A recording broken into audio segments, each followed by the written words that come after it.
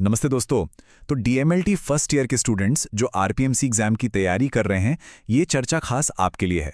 आज हम बात करने वाले हैं एनाटॉमी और फिजियोलॉजी के उन टॉप सवालों की जो भाई समझ लो कि हर साल एग्जाम में आते ही आते हैं। हम जानते हैं एनाटॉमी और फिजियोलॉजी का सिलेबस बहुत बड़ा है ना? और जब एग्जाम सिर पर हों तो ये समझना बड़ा मुश्किल हो जाता है कि आखिर पढ़ें तो क्या पढ़ें और कहाँ से शुरू करें। तो चलिए आपकी इसी मुश्किल को आज एकदम आसान बना देते हैं। हम सिर्फ और सिर्फ उन 6 सवालों पर फोकस करेंगे जो सबसे ज्यादा इंपॉर्टेंट है और जो आपको एग्जाम में अच्छे नंबर दिलाने में पक्का मदद करेंगे। तो आज हम करेंगे क्या? सबसे पहले हम दिल और खून से जुड़े सवालों को समझेंगे, फिर आगे बढ़ेंगे श्वसन और पाचन तंत्र के सबसे ज़रूरी सवालों पर।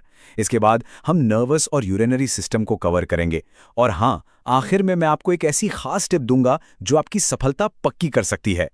तो फिर देर किस बात की, चलिए शुरू करते हैं।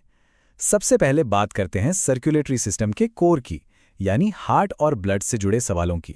तो ये रहा पहला और मैं कहूंगा सबसे बड़ा सवाल। हार्ट यानी हमारे दिल की बनावट और उसके काम के बारे में बताइए।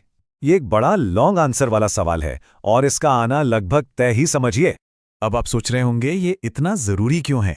वो इसलिए क्योंकि कार्डियोवैस्कुलर सिस्टम से तो हर साल सवाल आता ही आता है। ये एग्जामिनर्स का, आप कह सकते हैं, एक पसंदीदा टॉपिक है। अच्छा, तो जवाब में लिखना क्या है, ध्यान से सुनिए। आपको दिल के चारों चेम्बर्स के बारे में बताना है, उसके सारे वॉल्स को डिटेल में समझाना है और सबसे जरूरी उसके जो मेन फंक्शंस हैं जैसे खून पंप करना, वो सब बताना है। और हाँ, एक बढ़िया सा डायग्राम बना दिया तो समझो पूरे नंबर पक्के। चलिए अब आते हैं दूसरे सबसे जरूरी सवाल पर, जो है खून के बारे में।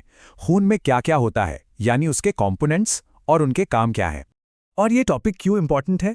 क्योंकि इससे सिर्फ लॉन्ग आंसर वाले सवाल ही नहीं, बल्कि ढेर सारे एमसीक्यूज यानी मल्टीपल चॉइस क्वेश्चंस भी बनते हैं। तो मतलब एक तीर से दो निशाने। इसे तैयार करने का डबल फायदा है। इस सवाल के जवाब के लिए आपको खून के 4 मेन कंपोनेंट्स को अच्छे से समझना होगा। प्लाज्मा, रेड ब्लड सेल्स यानी आरबीसीज, व्हाइट ब्लड सेल्स यानी डब्ल्यूबीसीज और प्लेटलेट्स। और हाँ, इनके काम क्या क्या हैं, ये भी आपको बिल्कुल पक्के तौर पर याद रखना है। चलिए अब आगे बढ़ते हैं और बात करते हैं हमारे शरीर के इंजन की, यानी हमारे रेस्पिरेटरी और डाइजेस्टिव सिस्टम की। यहां से भी 2 बहुत ही कॉमन सवाल पूछे जाते हैं। तो तीसरा बड़ा सवाल है श्वसन तंत्र यानी रेस्पिरेटरी सिस्टम। उसके बारे में बताइए। ये सवाल भी एग्जाम में बहुत बार देखने को मिलता है। यकीन ना हो तो पिछले सालों के पेपर उठा के देख लीजिए, ये सवाल आपको बार बार रिपीट होता हुआ मिलेगा। तो इसे छोड़ने की गलती तो भाई बिल्कुल मत करना। इसके जवाब में आपको क्या क्या लिखना है? आपको फेफड़ों की बनावट, ट्रेकिया का क्या रोल है और सांस लेने की जो पूरी प्रक्रिया है उसे अच्छे से समझाना होगा। और फिर से एक साफ सुथरा डायग्राम बनाने की पूरी कोशिश करें। चौथा सवाल आता है डाइजेस्टिव सिस्टम पर। पाचन तंत्र के बारे में बताइए। ये भी एक बहुत ही कॉमन लॉन्ग आंसर वाला सवाल है। इसमें आपको पाचन का पूरा प्रोसेस समझाना है, मतलब मुंह से लेकर आंत तक खाना कैसे पचता है, कौन कौन से अंग इसमें मदद करते हैं, ये सब कुछ आपको डिटेल में बताना होगा। चलिए अब बात करते हैं शरीर के कंट्रोल और फिल्ट्रेशन सिस्टम की, यानी हमारे नर्वस और यूरिनरी सिस्टम से जुड़े सवालों की। तो हमारा 5वां सवाल है नर्वस सिस्टम यानी तंत्रिका तंत्र के बारे में। एक बात गांठ बांध लीजिए, ये टॉपिक सिलेबस की सबसे जरूरी यूनिट्स में से एक है। ये यूनिट इसलिए इतनी जरूरी है क्योंकि इससे एक सवाल तो आएगा ही आएगा, ये लगभग तय है। आपको ब्रेन की बनावट, स्पाइनल कॉर्ड के बारे में और रिफ्लेक्स एक्शन कैसे काम करता है, इसे बहुत अच्छे से पढ़ना होगा।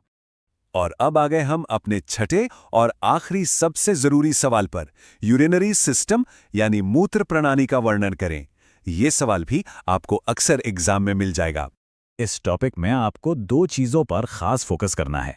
पहला, हमारी किडनी कैसे काम करती है और दूसरा, यूरिन बनने का पूरा प्रोसेस क्या है। अगर ये दोनों चीजें आपकी समझ में आ गईं, तो इस सवाल का जवाब आप बड़े आराम से दे पाएंगे। तो ये थे वो 6 सबसे जरूरी सवाल।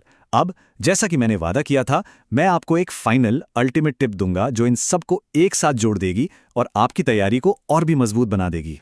एक बात हमेशा याद रखें, अगर आप सिर्फ इन 6 सवालों को भी बहुत अच्छे से तैयार कर लेते हैं तो आपके एग्जाम पास करने के चांस बहुत बहुत ज्यादा बढ़ जाते हैं। सच कहूं तो ये वो नींव हैं जिस पर पूरा पेपर खड़ा होता है। तो अब सवाल यह है कि इन 6 कोर टॉपिक्स में से आपको इस वक्त सबसे ज्यादा किस पर ध्यान देने की जरूरत है। अपनी तैयारी का एक प्लान बनाइए और बस जुट जाइए। डीएमएलसी से जुड़े और भी जरूरी टॉपिक्स पर ऐसी ही जानकारी के लिए हमें सब्सक्राइब करना मत भूलिएगा। आपकी परीक्षाओं के लिए ढेर सारी शुभकामनाएं।